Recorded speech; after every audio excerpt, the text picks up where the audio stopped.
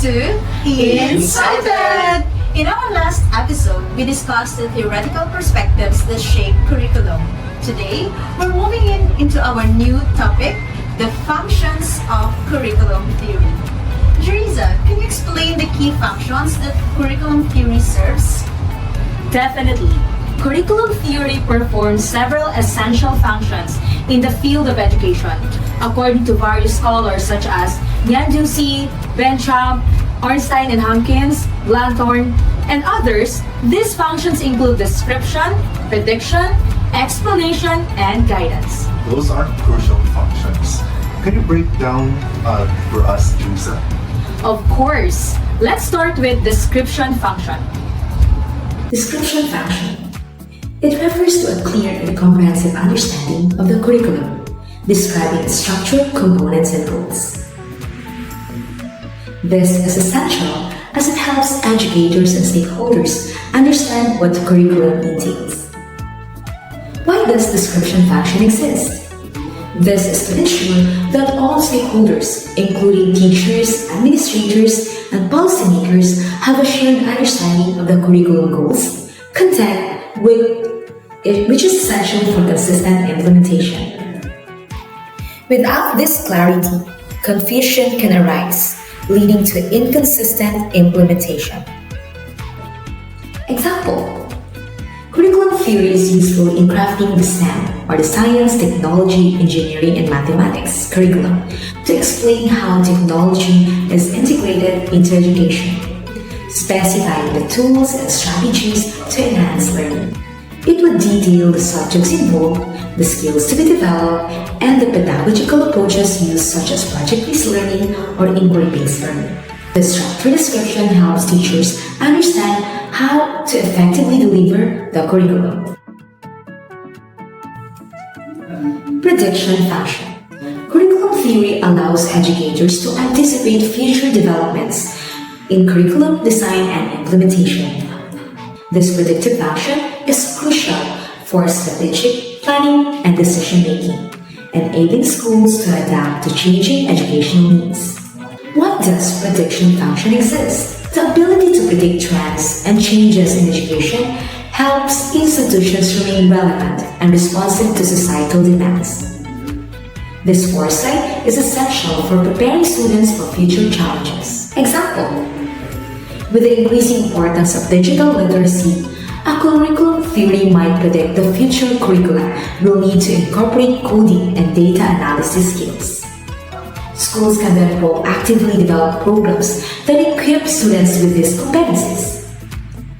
With the rise of digital technology, a curriculum theory might predict the increasing importance of digital literacy in education. Schools might implement a new curriculum that includes coding and digital communication skills, preparing students for a future where these competencies are essential in the workforce. This foresight enables schools to stay relevant and responsive to technological advancements. Oh, that's interesting. So theories aren't just for explaining what's happening now, but also for predicting what's likely to happen based on certain conditions? Precisely. That brings us to the third function. I will be discussing explanation and guidance function. Let's start with the explanation function. The explanation function refers to the theory's role in explaining the relationships and interaction between various elements of the curriculum and how these influence educational outcomes. Curriculum theory helps educators and curriculum developers understand the why behind certain curriculum decisions and how these decisions affect teaching and learning processes. In the context of curriculum theory, the explanation function helps educators and curriculum developers understand questions such as: why do certain teaching methods better than others for achieving particular learning goals? Why is it important to align learning experiences with curriculum objectives? Why does student assessment need to be connected to the goals of the curriculum? By addressing these why questions, the explanation function provides a theoretical understanding of how curriculum works and why specific curriculum choices influence educational success. It looks at the cause and effect relationships within curriculum components such as learning objectives, content, learning experiences, and evaluation methods, and provides a rationale of how these elements work together to achieve learning goals.